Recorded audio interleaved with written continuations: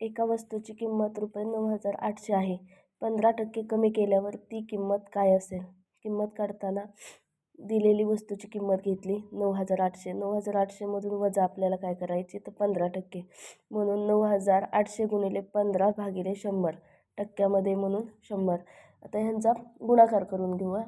आधी ही स्टेप करून घेऊ. 0 आणि 2 0 कॅन्सल झाले.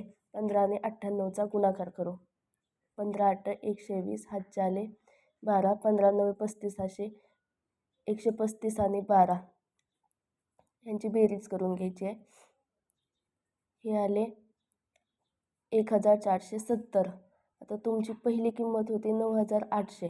9,800 वजा 1,470 तर तुमचं काय निघणार आहे? फायनल आन्सर निघणार आहे 0मधून 0 गेले 0.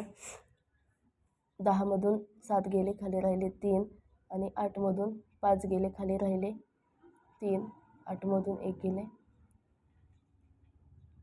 तुमचं आन्सर आलेले फायनल 8,330. म्हणजे इथं ऑप्शन नंबर 3 हे काय आहे क्वेश्चनचं आन्सर.